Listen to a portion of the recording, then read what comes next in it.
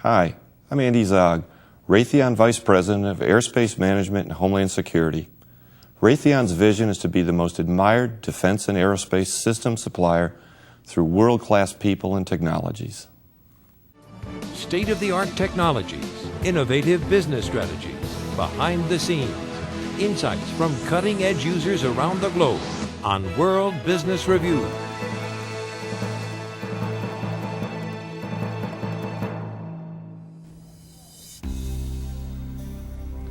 Welcome to World Business Review. I'm Norman Schwarzkopf. More than 60% of the world's air traffic passes through U.S. airspace every day. However, with the current air traffic management system, we are overburdening our current resources. Joining us is Andy Zog, Vice President of Raytheon Airspace Management and Homeland Security. Welcome to World Business Review, Andy. General, it's a pleasure to be here. Thank you. Also joining us is industry expert Bruce Aiken, President of the Homeland Security Industries Association. Nice to have you here again, Bruce. Thanks, General. It's a privilege. Bruce, why should the average person care about air traffic management crisis? For several reasons, General. First, for personal and family safety. Secondly, the highways in the sky are getting increasingly more crowded, and that will continue. And third, as we know from Lockerbie and 9/11, unfortunately, aircraft have been used as vehicles for terrorism. Andy, what happens if nothing is done to address the issue you've identified? Well, we've seen both the personal and business impacts of the winter weather this season, and we'll see that again exacerbated in the summer as families go on vacation, not to mention the disruption of businesses and shipping. I mean, it becomes an economic issue, not only a security issue, as Bruce mentioned.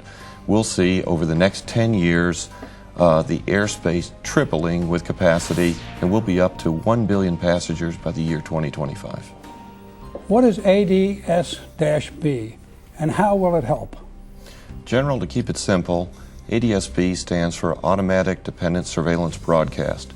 Instead of the traditional ground radars looking for aircraft, it'll be the aircraft themselves outfitted with avionics to transmit their position, their identification, to deal with the increased capacities. As we look at the future, ADS-B equipped aircraft versus the previous generation of radars will give us a 10x increase in accuracy as to where those aircraft do, which bottom line relates to capacity in the system. Has this technology been demonstrated, or are we learning on the job? Actually, the FAA has deployed systems in Alaska and run, hate to say it, poor pun, a pilot program there, and done very well, demonstrated the technology, that it's viable and ready for deployment. We've seen similar systems in Europe and Australia, and we've developed technology at Raytheon in our United Kingdom facility. Bruce, how does airport security play into the airspace management solution? Two reasons, General. First of all, perimeter security is terribly important. You can't get onto the grounds of Narita Airport without going through a security check. Yet a few years ago, as we all know, a gunman walked through the doors of LAX and killed several people. That's unacceptable.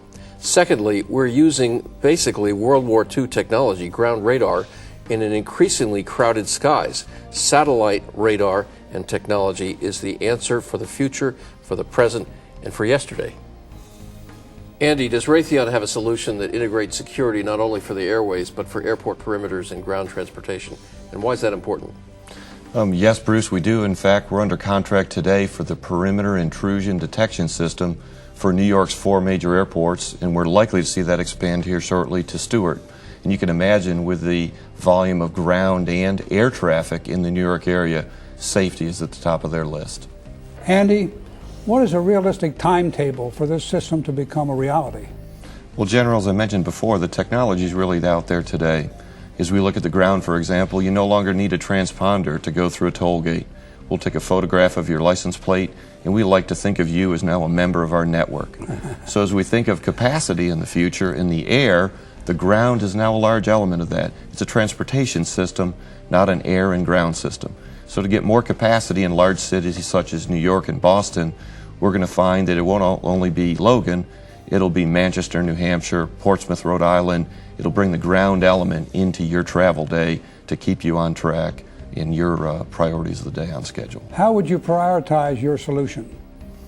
As we look at integrating the air transportation, the security, and the ground aspect, I think we start with the FAA, the civil service providers, the Department of Defense and the Department of Homeland Security all having a common view of the air, and with today's technology, it means interoperable systems. Take that with the ground elements I talked about, those command and control elements and communications, and marry those together, and we've got a unified transportation system instead of the disparate systems that we have today. Bruce, as usual, funding is one of the key issues. Who pays for this billion-dollar situation? Unfortunately, General, the some $60 billion annually being spent on Homeland Security has not filtered down to this challenge. The bulk of the money is being spent on a host of other challenges, primarily ground-related. And yet I think there's hope for funding for this because the Aviation Transportation Security Act, which federalized aviation and airport security, has an opt-out program so that airports can go back to being privately owned and operated. And I do think in the future you will see the private sector spending money on systems like this. It's in their own self-interest. They're going to have greater efficiency, more security, and safety, and therefore happier customers. And we won't see the kind of log jams that occur every winter with the same frequency if the airlines are able to tell what's going on. And perhaps some of the disasters that have occurred when you have planes being hijacked, if a satellite system within minutes could notify first responders and security officials that something's off course, then you're not dealing with a manual system with someone who may or may not have their transponder on or off. We need a high-tech solution to the kind of tactics that are being used against us in this new world of terrorism and threats to America. Where else might this technology be useful? Bruce, we think it directly applies to port and border security, infrastructure security such as desalination plants, and even water purification plants here in the United States with the droughts we've had and the intelligence community saying now water is a protected resource, and we see, again, these common building blocks being able to be applied across the board to provide these security solutions. Andy, thank you very much for your participation today. You always bring us interesting news and a lot to think about. Thanks, General. I appreciate your time today. Bruce, once again, thank you for your participation. You always bring us a lot to think about, and you always say the right thing. God bless America. Thank you, General. God bless our country and you and yours. And thank you for watching. Until next time, for World Business Review, I'm Norman Schwarzkopf.